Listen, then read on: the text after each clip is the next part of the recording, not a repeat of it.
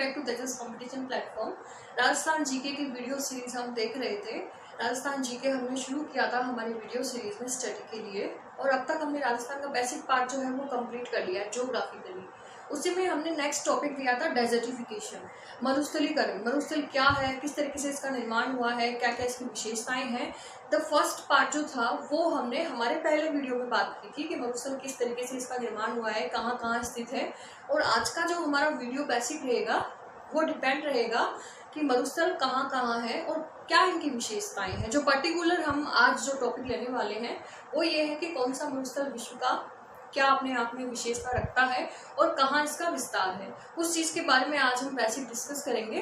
तो अगर आपने पिछला वीडियो नहीं देखा है तो आप तेजस कंपटीशन प्लेटफॉर्म के चैनल की प्लेलिस्ट में जाकर के ये वीडियो देख सकते हैं, जहां आपको इजीली मरुस्थलीकरण जो डेजर्टिफिकेशन है वो वीडियो अवेलेबल होगा। उसी को लिंक करते हुए हमने आज सेकंड पार्ट बनाया है।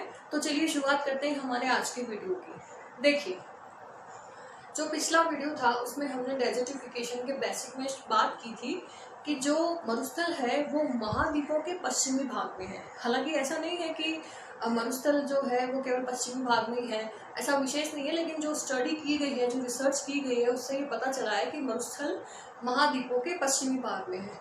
क्या क्या कारण है मरुस्थल के निर्माण के? तो देखिए, मरुस्थल के निर्माण के मानवीयकृत कारण भी है, ज़्यादा से ज़्यादा भूमि को नुकसान पहुंचाया जाना, इसके अलावा प्राकृतिक कारण भी है।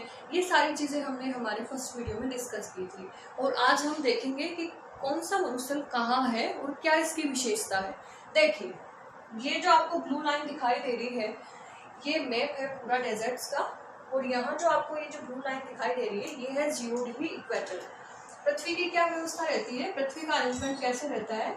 तो ये देखिए, अक्षांश देशांतर हमने स्टडी किए थे, तो ये 0 डिग्री इक्वेटर है, यानी कि भूमध्य रेखा। इसके ऊपर यहाँ है कर्क रेखा, और इसका जो दक्षिणी भाग रहेगा वो है मकर रेखा।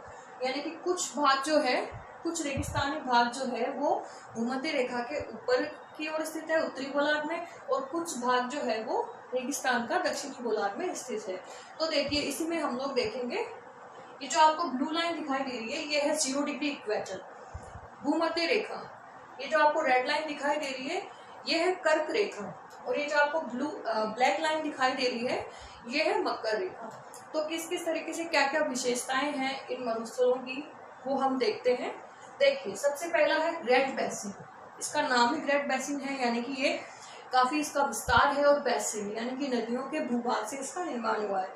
जब नदियां काफी जल अपने साथ लाती है तो उसके साथ काफी सारी मिट्टी भी बह करके आती है, तो जल आगे चला जाता है नदियों का बह करके तेज प्रवाह से, और जो नदियों के द्वारा जो लाई गई मिट्टी है वो मैदानी भाग का निर्माण कर देती है, और वहाँ कई तरह की मिट्टियाँ इकट्ठी हो जाती है। वो जमीन किसी भी काम की नहीं रहती है, वो बंजर जमीन हो जाती है। तो इस तरीके से किसका निर्माण हुआ है? ग्रेट बेसिन डेजर्ट का। और ये कहाँ स्थित है? ये है उत्तरी अमेरिका के यूटा और नेवाडा, दो राज्य हैं। कौन कौन से? यूटा और नेवाडा, यहाँ दो राज्यों में इसका विस्तार है। तो ये तो था ग्रेट बेसिन। इसके बाद हम देखेंगे पेरुवियन डेजर्ट। ये कहाँ स्थित है? इसकी एग्जैक्ट लोकेशन अगर हम देखें ऑन द मैप तो ये रहेगा 0 डिग्री, यानी कि भूमध्य रेखा के बिल्कुल नीचे। ये देखिए, ये 0 डिग्री इक्वेटर है ब्लू लाइन, और इसके बिल्कुल नीचे स्थित है पेरुवियन डेजर्ट। और ये कहाँ है? तो ये है साउथ अमेरिका में, जो दक्षिणी अमेरिका का भाग है इसके पश्चिमी भाग में ये स्थित है। इसके बाद में है तीसरा अटाकामा। ये पठारी डेजर्ट है, यानी कि रेगिस्तान तो है लेकिन किस तरह का? पठारी। देखिए, यहाँ का इस रेगिस्तान का निर्माण पठारों से हुआ है। यहाँ नमक के बेसिन पाए जाते हैं जिन्हें हम सलारेस कहते हैं। नमक के बेसिन से इसका निर्माण हुआ है, और ये भी कहाँ स्थित है? तो ये स्थित है दक्षिणी अमेरिका के पश्चिमी भाग में, और मकर रेखा के बिल्कुल ऊपर की ओर के स्थित है। अगला है पैटागोनियन। ये भी कहाँ स्थित है? तो ये भी साउथ अमेरिका में स्थित है, और इसकी क्या विशेषता है? तो ये विश्व का 8वां बड़ा रेगिस्तान है। कौन से नंबर का है ये? 8वां नंबर का बड़ा रेगिस्तान है। और कहाँ कहाँ इसका विस्तार है? तो इसका विस्तार है अर्जेंटीना और चिली में। कहाँ? अर्जेंटीना और चिली। और इसकी भी क्या विशेषता होगी कि ये मकर रेखा के नीचे की ओर स्थित है। इसके बाद है सहारा डेजर्ट। देखिए, सहारा डेजर्ट जो है वो अपने आप में काफी विशाल है। काफ़ी बड़े भूभाग पर फैला है और स्टडी के लिए भी हम इसे ज्योग्राफिकली वहाँ की पाई जाने वाली वनस्पति, वहाँ पर पाए जाने वाले जीव जंतु, इनके आधार पर कई पार्ट्स में हम स्टडी कर सकते हैं। लेकिन फिलहाल हमें इतना कुछ स्टडी यहाँ देखने की जरूरत नहीं है, तो जो बेसिक है हम सिर्फ वही देखेंगे। देखिए सहारा मरुस्थल जो है वो कर्क रेखा के यहाँ से गुजरता है। ये जो आपको रेड लाइन दिखाई दे रही है ये कर्क रेखा है और सहारा मरुस्थल कहाँ है? कर्क रेखा के बीचों बीच स्थित है। इसकी क्या विशेषता है? सहारा मरुस्थल, जो सहारा शब्द है वो अरबी भाषा के सहरा से बना है ना, और अटलांटिक महासागर और लाल महासागर के बीच में ये इसका विस्तार है। तो ये कहाँ कहाँ फैला है? 2 महासागरों के बीच में इसका विस्तार है और इसके साथ में ये विश्व का सबसे बड़ा मरुस्थल है। सखरा शब्द से इसका निर्माण है और सखरा का मतलब होता है बंजर जमीन, ऐसी जमीन जो किसी काम की नहीं है, जहाँ कुछ भी उपजाऊ नहीं हो सकता, वो है सहारा जमीन। और ये सहारा रेगिस्तान, और ये कहाँ स्थित है? तो ये अफ्रीका महाद्वीप के उत्तरी भाग में स्थित है। कौन सा मरुस्थल है? सहारा मरुस्थल सॉरी। इसके बाद में है अरेबियन। देखिए अरेबियन डेजर्ट जो है वो ये स्थित है 0 डिग्री इक्वेटर यानी कि भूमध्य रेखा से ऊपर की ओर स्थित है और इसकी सबसे बड़ी विशेषता यह है कि ये सर्वाधिक तापांतर वाला मरुस्थल है। तापांतर का मतलब क्या होता है? दिन के तापमान और रात के तापमान के बीच का अंतर। तापांतर शब्द का सीधा सा मीनिंग है ताप का अंतर, यानी कि यहाँ दिन का तापमान जो है वो काफी ज्यादा रहता है, गर्मी काफी ज्यादा रहती है, और रात का तापमान जो है वो काफी कम हो जाता है। तो ये अपने आप में काफी इम्पोर्टेंट है, सर्वाधिक तापांतर वाला मरुस्थल अरेबियन मरुस्थल।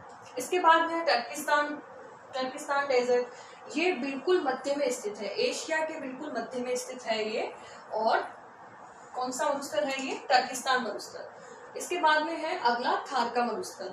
थार का मरुस्थल हम लोग सब जानते हैं कि राजस्थान का जो पश्चिमी भाग है वो थार का मरुस्थल है, भारत का पश्चिमी भाग, राजस्थान का पश्चिमी भाग। और इसकी क्या क्या विशेषताएं होंगी? तो ये सर्वाधिक जनसंख्या घनत्व वाला डेजर्ट है। यहाँ सबसे ज्यादा जनता निवास करती है। विश्व की सबसे ज्यादा जो पॉपुलेशन, ओवरऑल जितने भी डेजर्ट हैं उनमें सबसे ज्यादा पॉपुलेशन किसकी होगी? थार डेजर्ट की। थार डेजर्ट को अभी मैं सिर्फ यहाँ इतना ही बताऊंगी, इंडिविजुअल इसके ऊपर एक वीडियो बनेगा कि क्या क्या इसकी वनस्पतियां हैं, क्या क्या इसकी विशेषताएं हैं, कौन कितने तरह का मरुस्थल है, यहाँ भी कितने तरह के इसमें बालू का स्तूप है, उनका हम अलग से डिटेल करेंगे स्टडी। तो फिलहाल हमारे लिए ये जानना जरूरी है कि ये कर्क रेखा के बीच में स्थित है। अगला है गोबी का मरुस्थल। ये कहाँ स्थित है? तो ये स्थित है एशिया में। कहाँ स्थित है? एशिया महाद्वीप में। और इसकी क्या विशेषता है?